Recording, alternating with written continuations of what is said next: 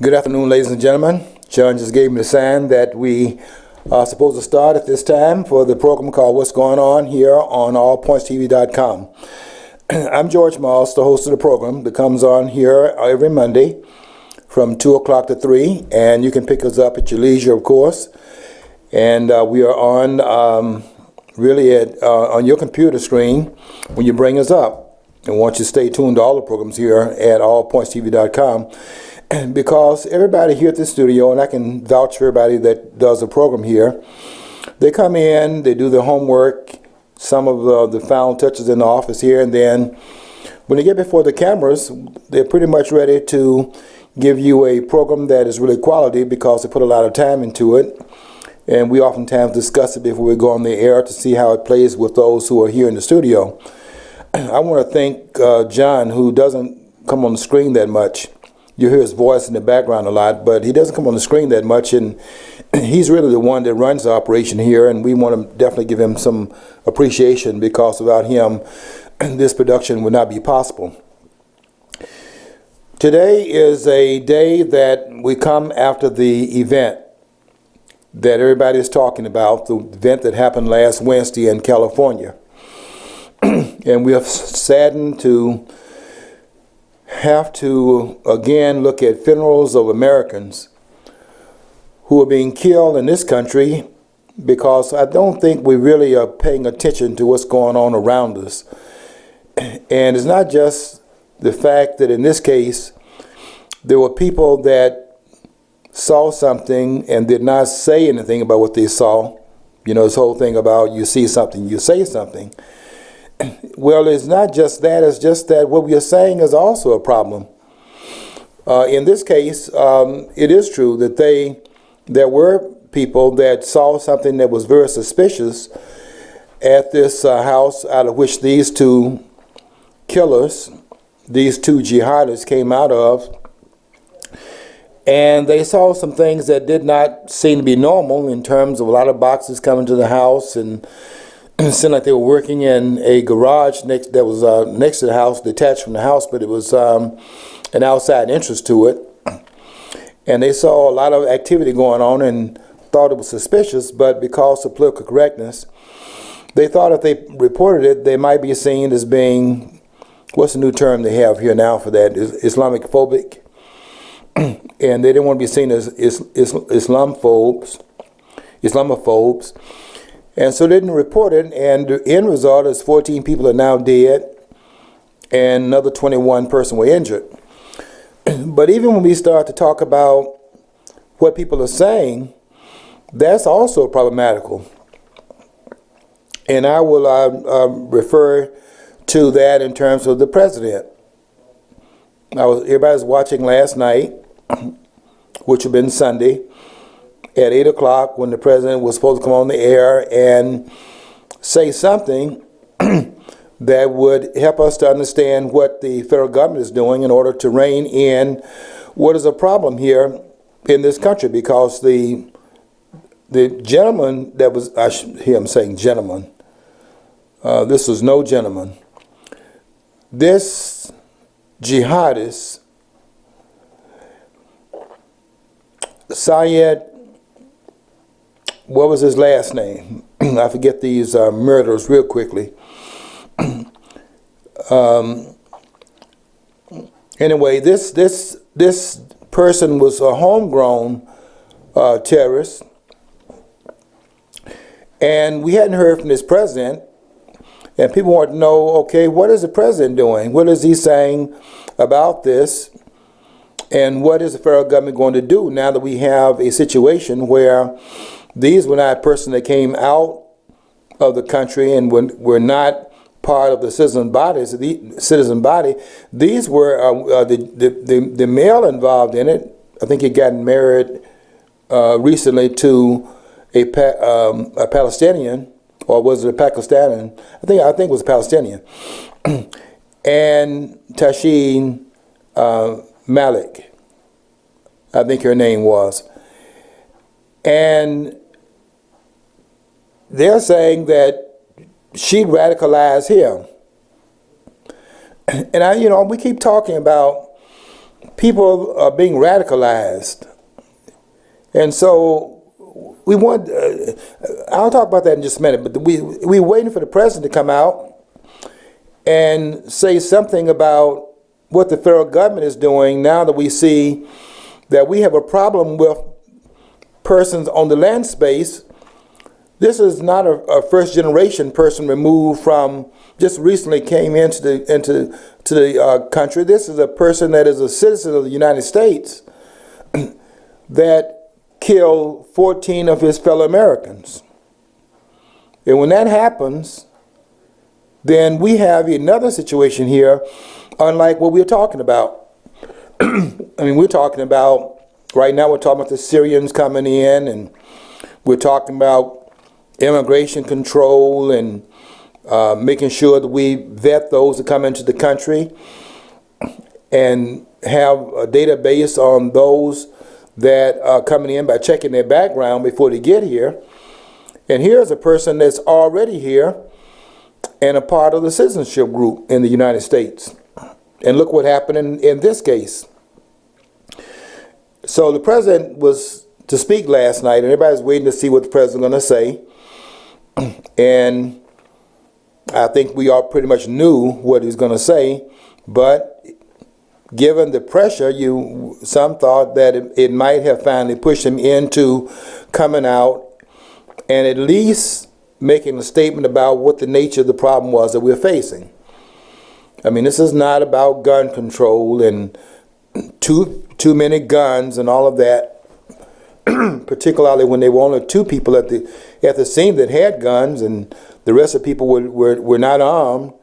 So you make a very bad case of saying this is the problem of gun control. But really, the gun that needs to be controlled is the guns of these shooters. But you know that if you pass more laws, those wonderful people who are just oppressed enough to feel like they have to do terrorist activity will say, you know, we shouldn't do this because they got laws against us, so we're not going to do this planned attack now.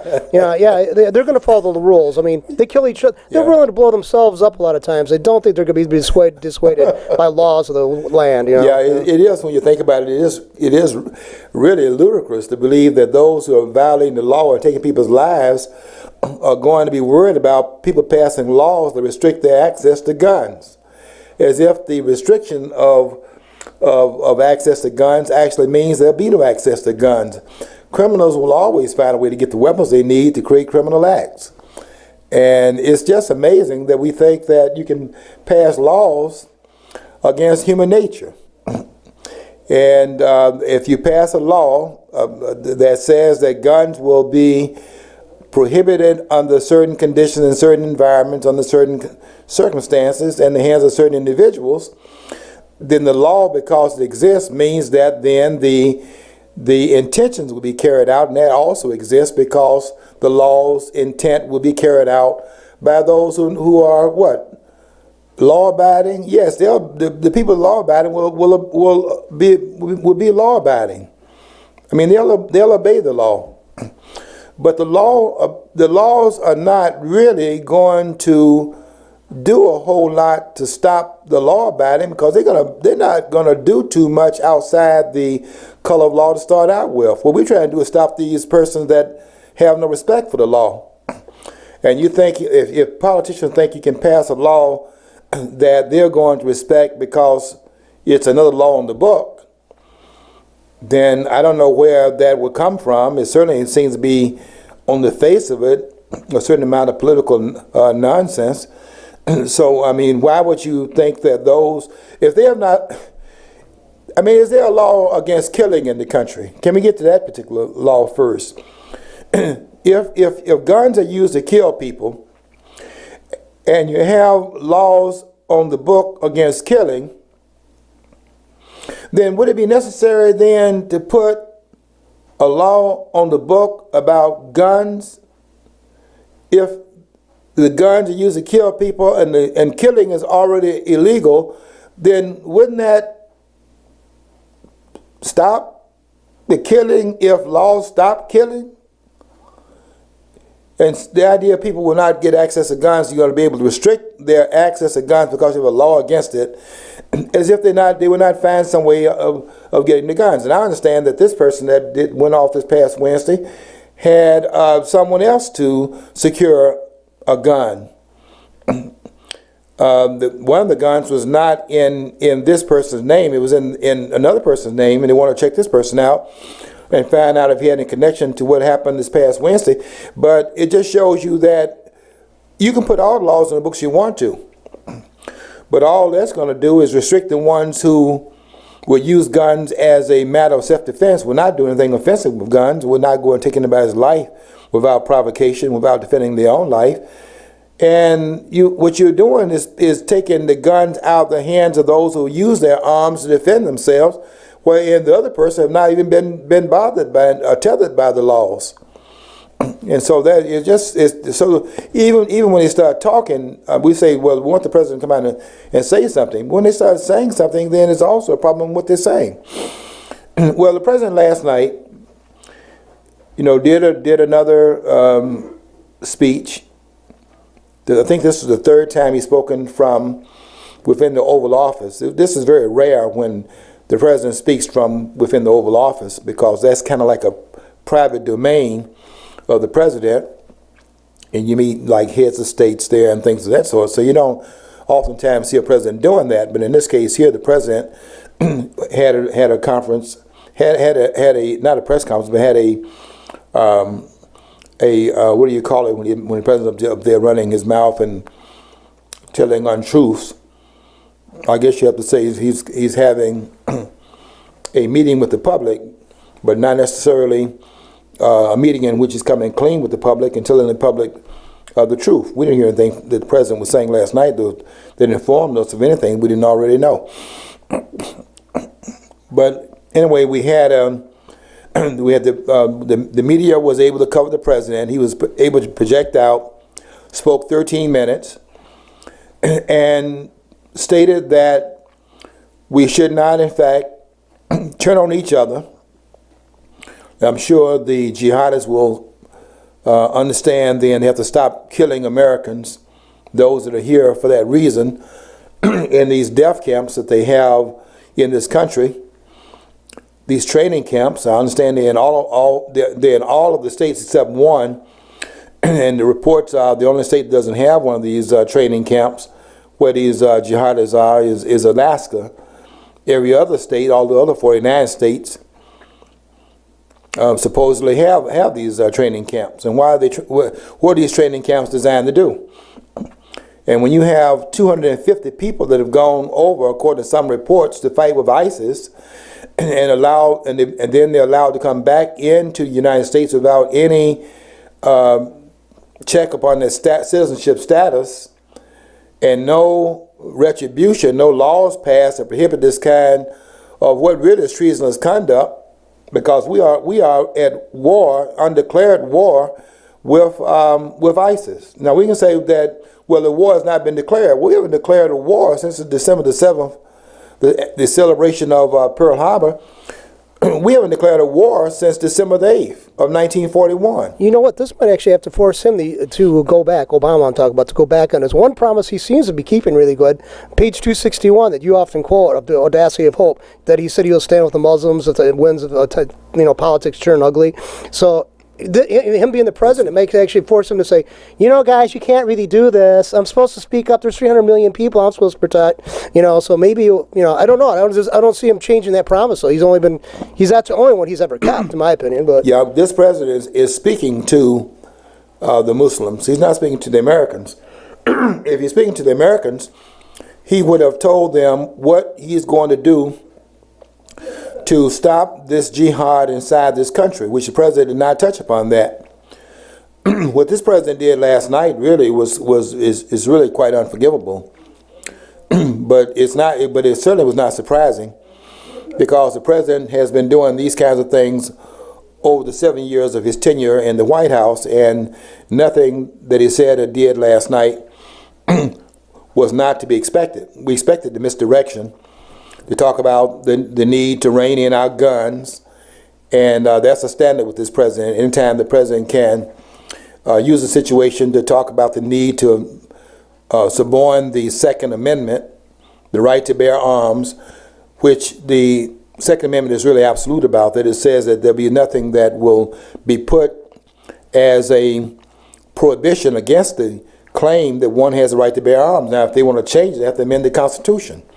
You just can't pass a law and then have the law that will undercut the Second Amendment. You have to, in fact, amend the Constitution, because the Constitution is the law of the land, the supreme law of the land. It supersedes the law, quote unquote, of the Congress, or the law that's passed by the other lawmaking body, which is the Supreme Court.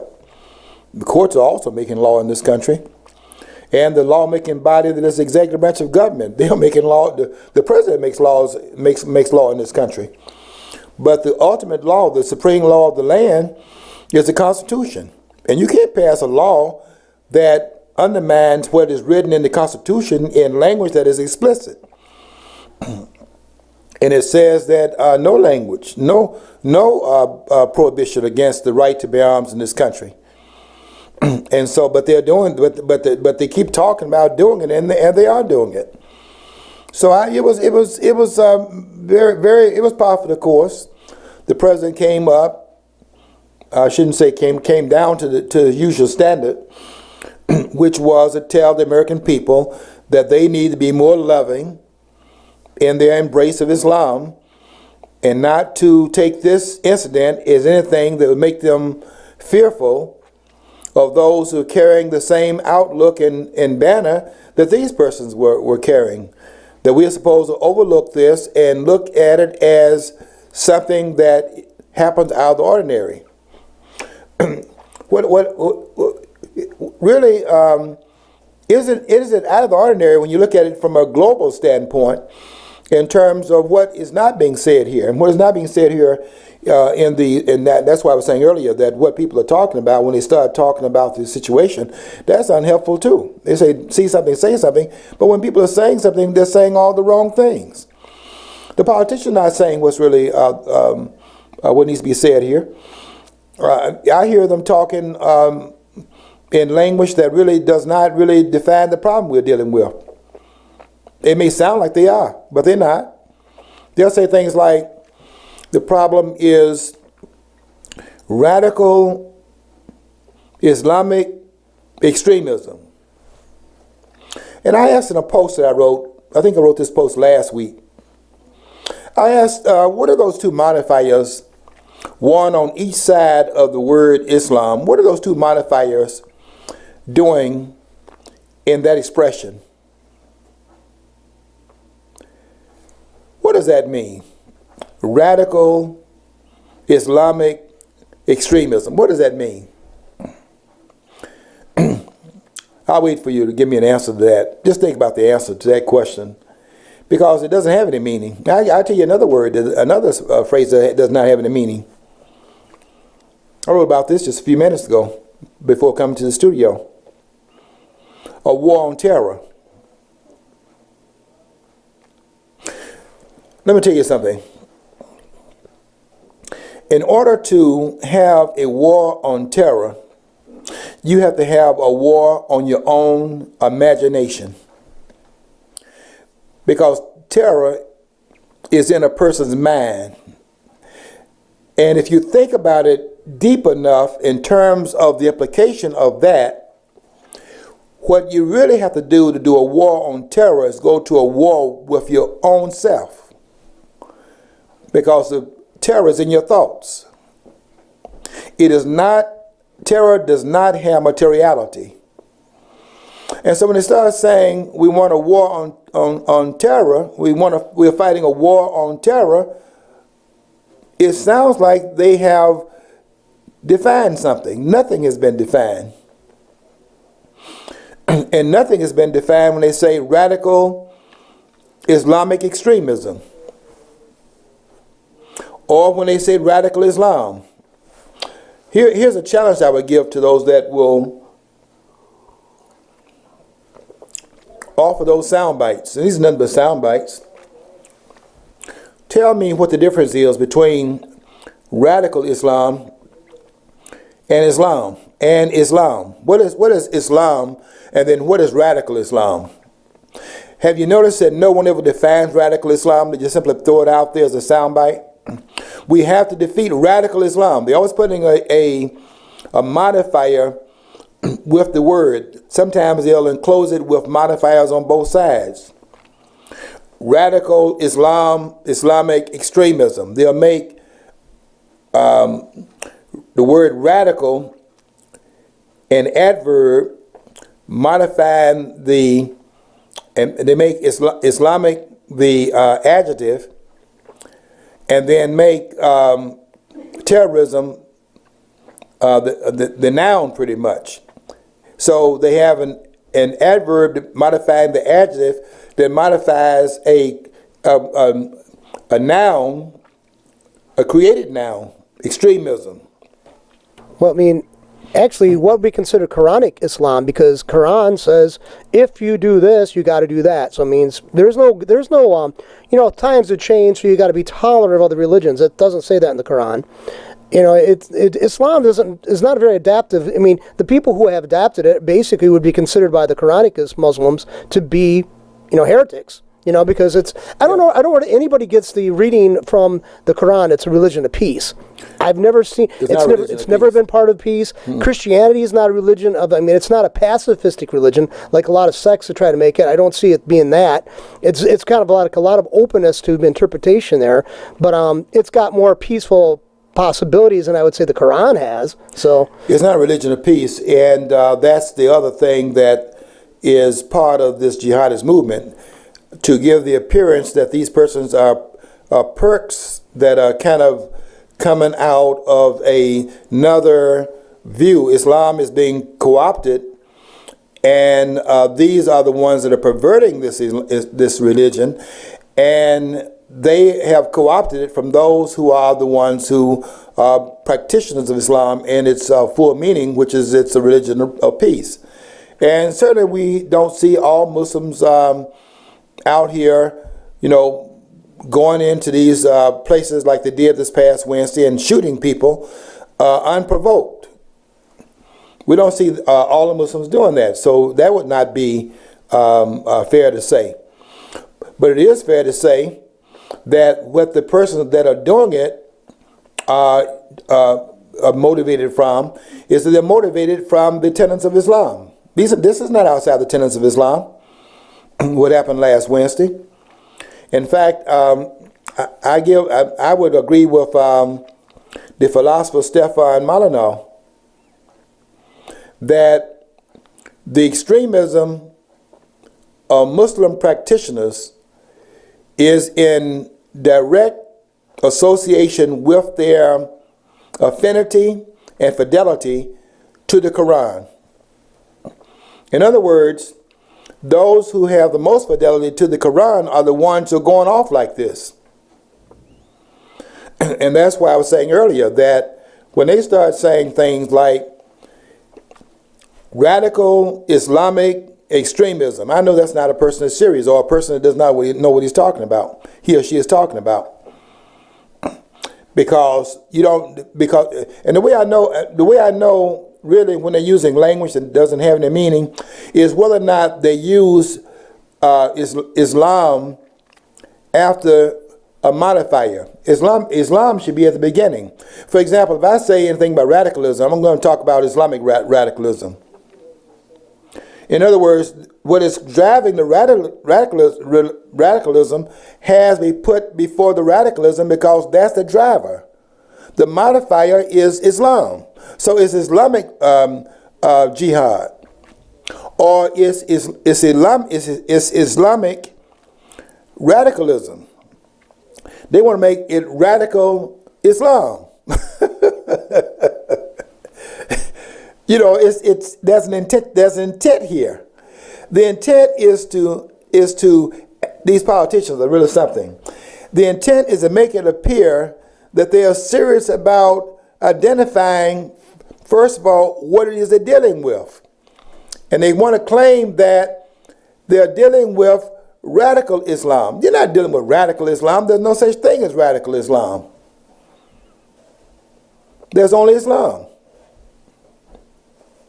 And so if you are dealing with Islam, you're dealing with it in its radical dimension. You're not dealing with another Islam that doesn't exist. You're dealing with the Islam as in a radical face of how it is expressed in the tenets of Islam. That's the Quran. The Quran calls for what these persons are doing. And we'll get to how to deal with that at the end of the program, because there is a way in which this can be dealt with. But you cannot solve this problem the way it's being dealt with right now by those in the West. And I wrote a post on it took me a while to put this post up today because I was going in some areas that no one has ever gone into before, and I had to think about it in a different way as to the fundamental mistakes the West is making. The West is making a lot of mistakes, and it is going to lose in the way it's fighting this particular battle, because it's fighting it as a physical phenomenon, when it's really a combination of a physical phenomenon in the sense that we have groups out here. I consider these groups, by the way, like ISIS, and the president last night called it ISIL, and that, by the way, has all kinds of implications behind why the president will use this word ISIL, which means that the group is Islamic. They're claiming Syria and the Levant. So Syria, Iraq, and Levant. That's a little bit different than ISIS. The president doesn't use ISIS. The president is using ISIL, and so people do not see this. But this president is not talking to the American people. Yeah, he had a conference last night, but when the president used the word ISIL, and everyone else is using ISIS, I can tell you right now that president was speaking through another lens to another population.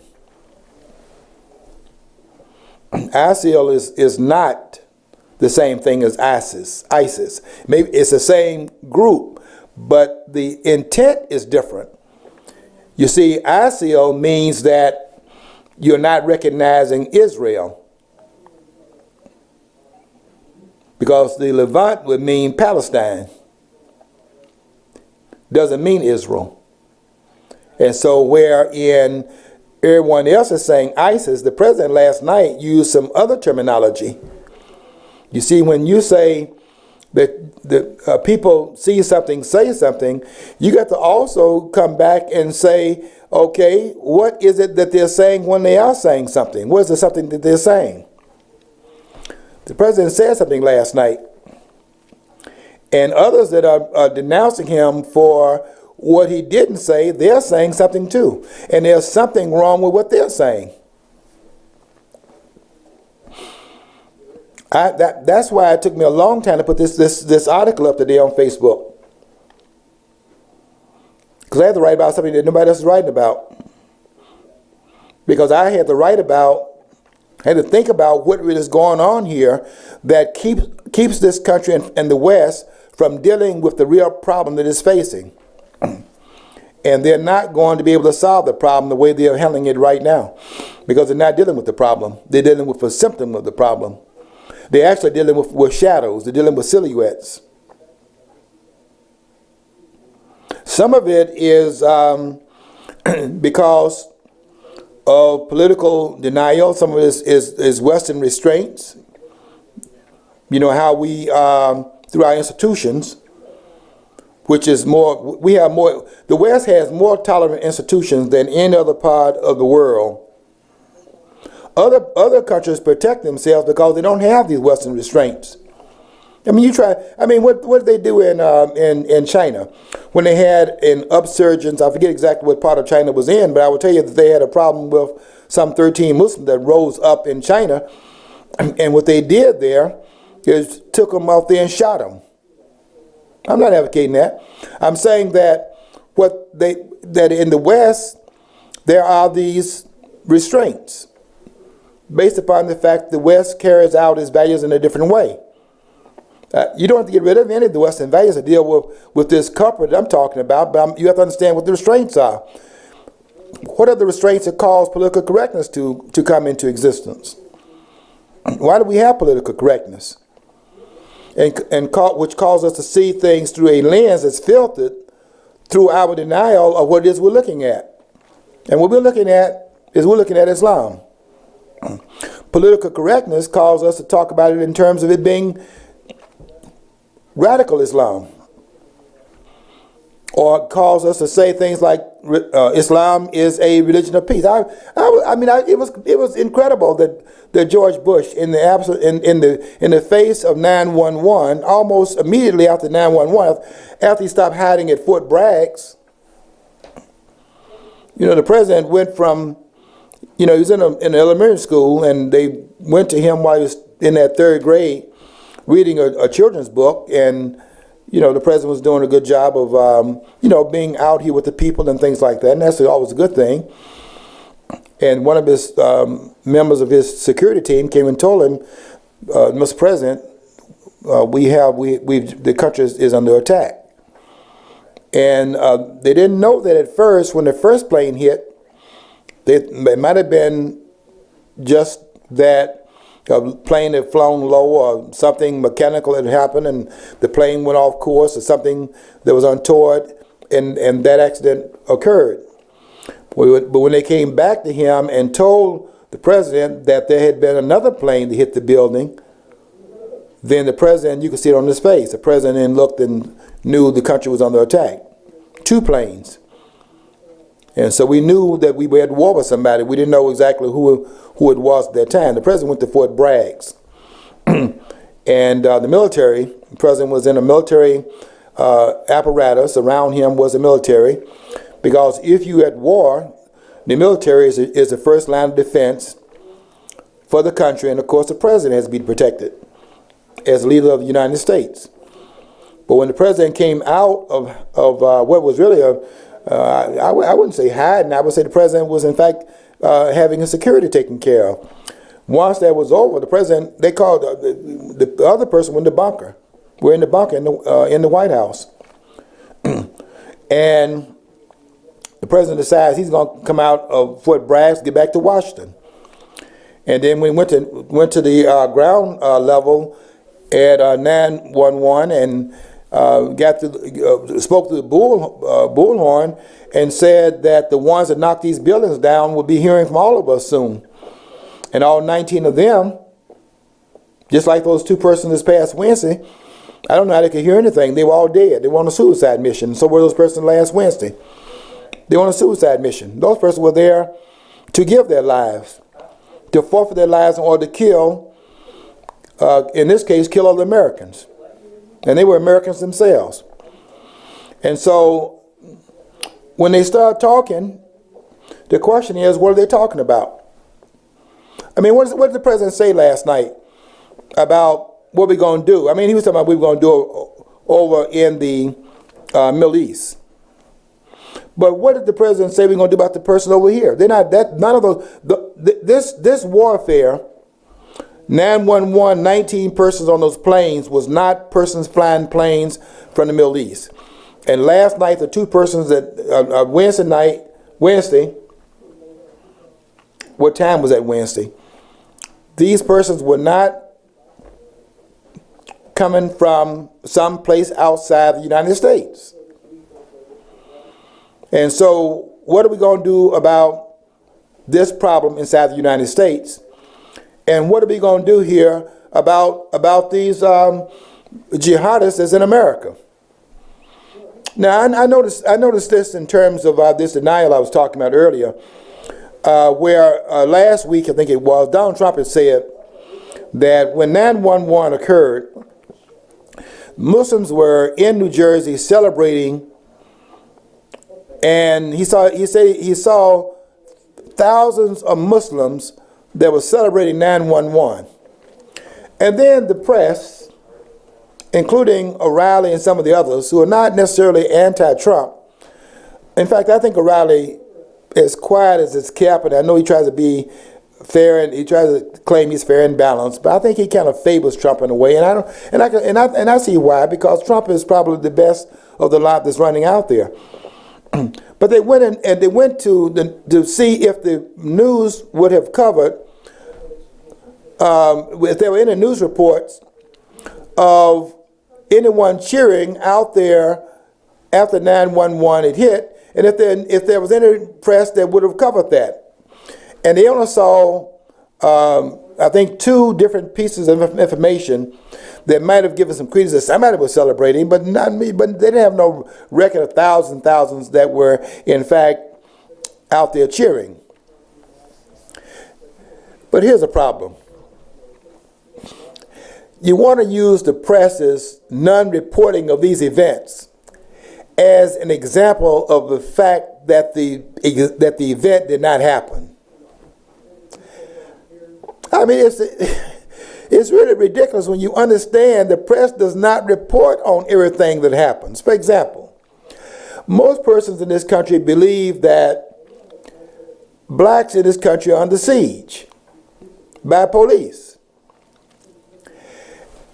And the reason, or by whites, and the reason why they believe that is because the press does not report the number of times that whites are under siege in this country by blacks. So if you go to the press and try to figure out did the press report this attack or that attack and this attack, the question is, if you say that you're going to check the press out to see if it occurred, and the press did not report it in the first place, and then you take the non-reporting as evidence that didn't exist, then you make the mistake in taking the press non-reporting as a parameter around the fact that the event did not take place.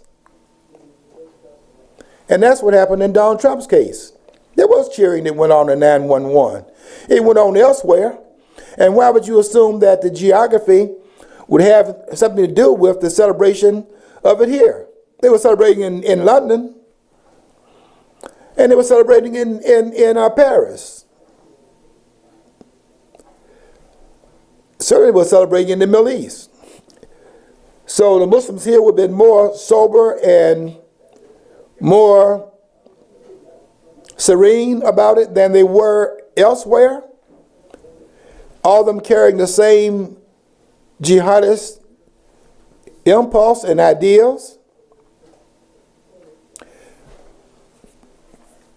We're going to go and check the press out and find out if the press had any reports of it, when the press does not report on all the things that are going on, because the liberal press does not report things that goes against the agenda of the left.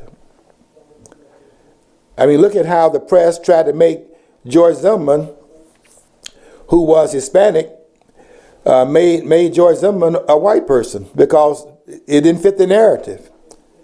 And look at how they spliced the tapes, the 911 tapes, to make it appear that George Zimmerman had in fact profiled Trayvon Martin because Trayvon Martin was black. They spliced the tape and made it appear that way. So here you have them using the press as a way of seeing if the event occurred when the press does not report the event. I mean, that's kind of ludicrous when you think about it, and it's absolutely obscene for people not to be able to it's really quite interesting that people can't pick up on this obscenity that is the way in which the press reports these events. And they're not going to report accurately and honestly this event here because they're not doing it. I mean, they're talking about radical Islam, and when people think that they're being told some news. They said that the president was saying that, here's what the press was saying, the president was saying it also, that they were not tied into any cell, any terrorist cell. Now, the question is, okay, fine, they weren't tied to any terrorist cell, so what does that mean? Does that mean they were not terrorists? The president said something last night that was very subtle, as a matter of fact, in terms of how he was trying to give it a certain kind of implicit spin. He didn't say it outright because people were looking for him to try to trace it back to workplace violence. What the president said was that he killed some of some of his co-workers. So what was the president actually saying? He was saying what he said at about Fort Hood. He was saying it was workplace violence. They weren't tied into any terror cell. And then he killed some of his fellow co-workers. What was the president saying? The same thing.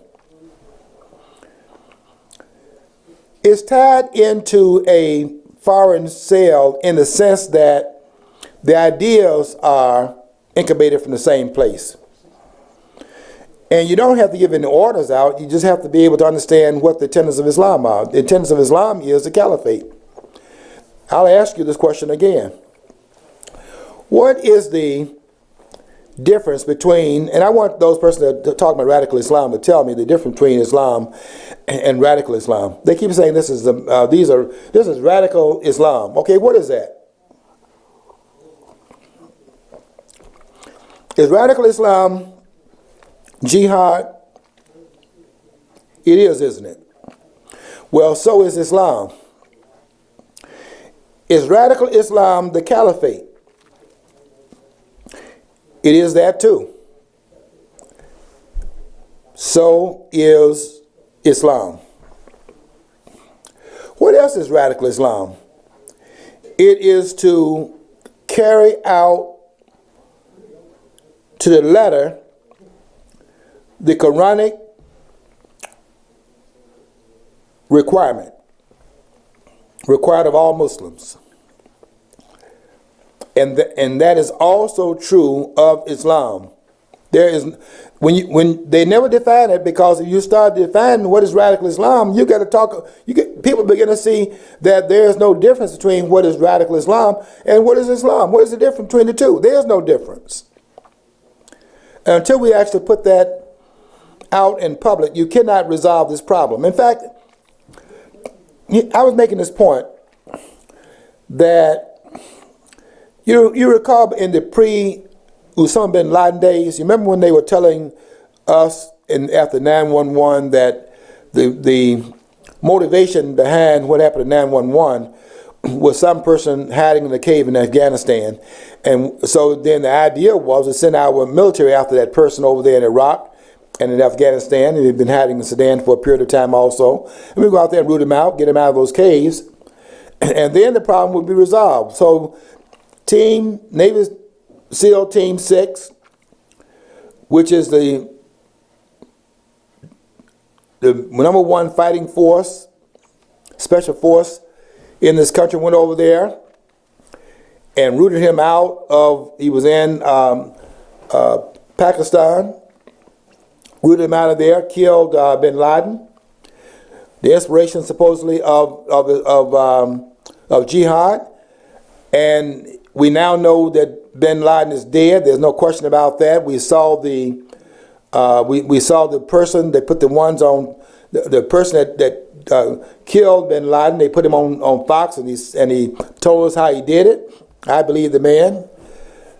I think that mission was accomplished. Bin Laden is dead. Have you noticed that jihad is not dead? Bin Laden is dead. Jihad is still alive. And jihad is spreading. And let me tell you how it's spreading. It's spreading.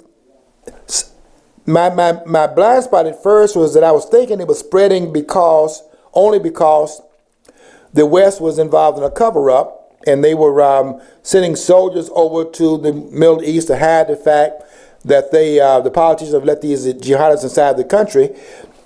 I wrote about that at that time, and I thought that was really the total explanation of what was going on here.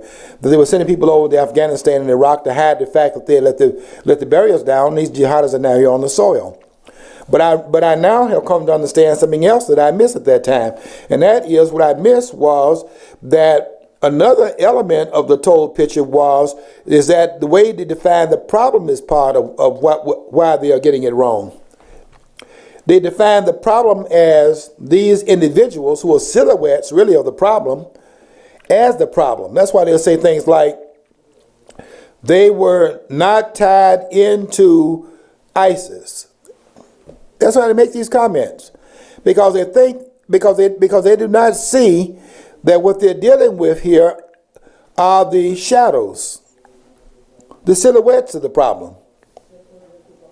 I was making an analogy in my writing on the post today about how you cannot fight a shadow because a shadow is a reflection of something that does not have, the shadow does not have materiality. It's a reflection of something that has material form.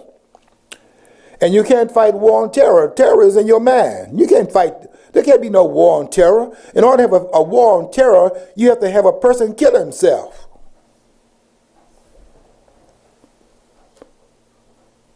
I mean, where does the terror exist? People feeling terrorized. Okay, how do you fight that? You gonna go out and take an army and fight a war on terror when the people are being terrorized and they're terrorized in their own thinking about the problem? You can't have a military do that. A military must be able to fight a foe it can identify, and you cannot identify terror. Try it. How do you identify terror? We got a war on terror. Go and fight it. Show me how you fight that war.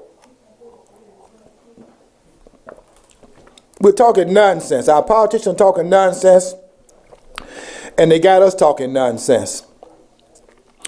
We are fighting Islam. That's what we are fighting. And the way we are going to have to defeat what we are fighting is stand up and name the problem, and then bring it into a presence in the 21st century where we can fight to make it a peaceful presence in this time period. Because Islam is existing back in the 7th century. And as long as we allow it to stay back in that time period, it will pose a danger to us and the rest of the world. That's the problem. The problem is that we're misidentifying what it is we're fighting, and we're fighting silhouettes. ISIS, Hezbollah, Al-Qaeda. Name the individuals involved in it. We're fighting, those are silhouettes also. What's in back of all of them and what they're reflecting is that which is the driving force. You know, Donald Trump made a point here that a lot of persons, and I don't know if he understands all of the reasons of why what he said is right, but he's absolutely right in terms of what he said about Bush #2 having made a mistake in taking Saddam Hussein out. And I think Saddam Hussein taken out because of this lack of understanding of the nature of this problem. They see it as individuals. And what Donald Trump said that by doing that, what he did was he began to destabilize the Middle East, because Saddam, who is Shiite, was Shiite, but was over a majority population in Iraq, which is Sunni. It's only about 20% Shiite in Iraq. Most of the people in Iraq are Sunni Muslims. In fact, 87% of the people in the world that are Muslims are Sunni Muslims. Only 13% of the Muslims in the world, you get different reports. I'm going to say 13% are Shia, and of course the ones in Syria are Alawites, which is a branch of the Shia Muslims. So 13% Shiites, 87% Sunni, and Saddam Hussein was Shiite. In over a Sunni population. But because Saddam Hussein was a secular leader, and he had to be, let me tell you why he was a secular leader in Iraq. Because if he had been a Shiite leader in Iraq, then the Sunni, which is the majority population, would have risen up against him. So he took a non-sectarian position because he was a minority in that population. No one said this before, but this is absolutely true. By him being a Shiite, he could not take a sectarian, meaning a partisan religious view. He was a secular leader in Iraq, and actually it fought against the Shiite next door in Iran, because Iran is Shia.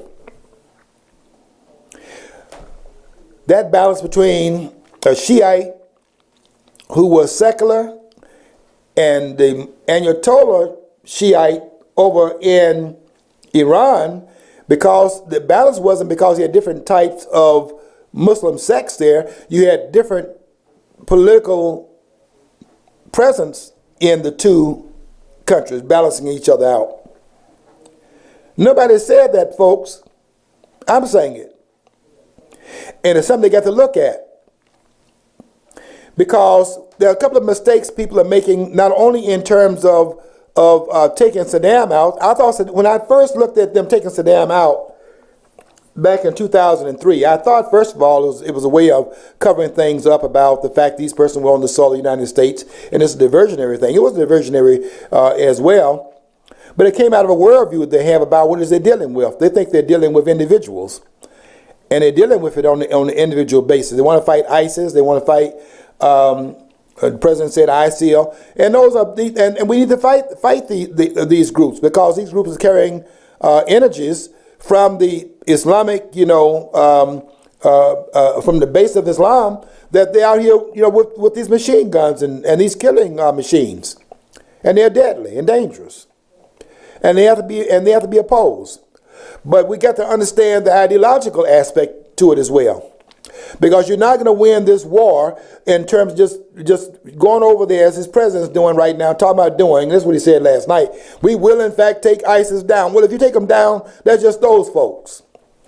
Other people will stand up in their place, because you've not dealt with the problem. You've dealt with a symptom of the problem. That's why I was saying bin Laden is gone. Is jihad gone anywhere? No, jihad is spreading. And how do you explain if bin Laden was a carrier of it? And after him, Jawari was the carrier. He took bin Laden's place. And they killed him, and then somebody took his place. You're not dealing with this problem by talking about going out here and shooting these shadows. And you think you actually, we're going to eliminate ISIS. You're not eliminating ISIS. What you're doing here is actually creating and spreading ISIS. Did you see that woman saying that she had pledged her? They said that on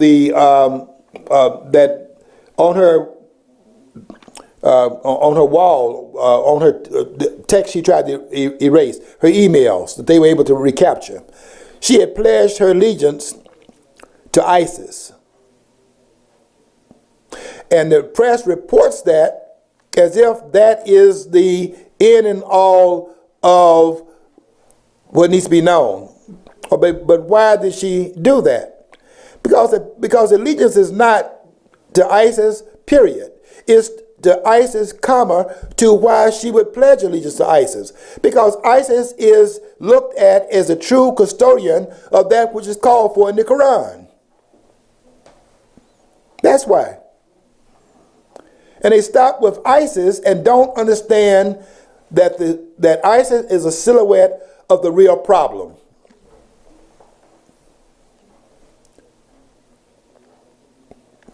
And that's why Trump is right in saying that Saddam was a person there when they took him out.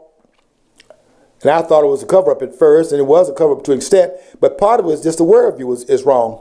If they'd understood the worldview, they would left Saddam in place, because Saddam was in fact, and also under President Obama would have left in place Hosni Mubarak. That was really a major mistake. and taking Hosni Mubarak out, and they can say the president wasn't playing an upfront role in it. That's only be able to deny that he was doing what he was doing, because without the president's tactical support in back of the plan, Hosni Mubarak would not have been taken down. And we saw that coming back on June 4th, 2009, when the president spoke at the University of Al-Azhar on that date. It's a day that will live in infamy along with December the 7th, 1941. Because on the 4th of June, 2009, this president went over to the University of Al-Azhar, the oldest university on the African continent. Not the oldest university that was there, but the oldest one that's still standing. The University of Meroe, that one is already gone, and some of the other universities there. The University of, I don't think Timbuktu would go back. Yes, it does. No, I don't think the University of Timbuktu goes back to the University of Al-Azhar. Al-Azhar goes back to the 900 period AD. So Timbuktu doesn't go back that far. Timbuktu goes back to the time of Mansa Musa, and that would be around 13 something. So anyway, the point is that you look at the president speaking at the University of Al-Azhar, the oldest university certainly in the on the continent of Africa. It's in Egypt, in Cairo, and I saw it when I was there, by the way. And you see, when the president got there and spoke, he spoke in terms of speaking in front of those who were the enemies of Hosni Mubarak. He invited 10 members of the Muslim Brotherhood into that meeting. And the Muslim Brotherhood was a group that was at war with Hosni Mubarak. When I saw him bring those persons into the room and insist they be given a prominent seat in the room to give that speech, I knew then that Mubarak was in trouble. And because Mubarak had been our long-standing ally ever since 1981, that's the year in which they killed Anwar Sadat, because Sadat in 1977-78 signed the peace accords with Menachem Begin in Israel at Camp David, and Sadat was killed in 1981, and Hosni Mubarak stood up in his place, and when he stood up in his place, he to his credit, kept the Camp David Accord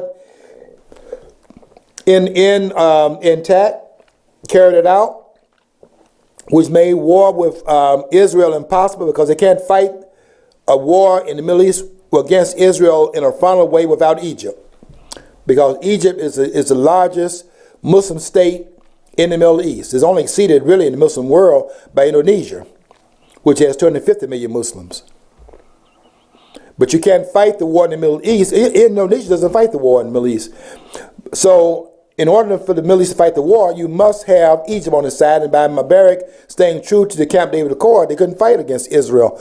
You have these little insurgent things going on, but you couldn't have a state taking Israel on. Couldn't do it. So to overthrow Mubarak, you had to throw the stone and hide your hand, which is what Obama did. But I think with Obama, unlike with Bush, that although Bush did it out of a worldview, which I'm showing here in this talk, and I did a much better job in my post, connecting a lot more of the dots. I had more time to do it.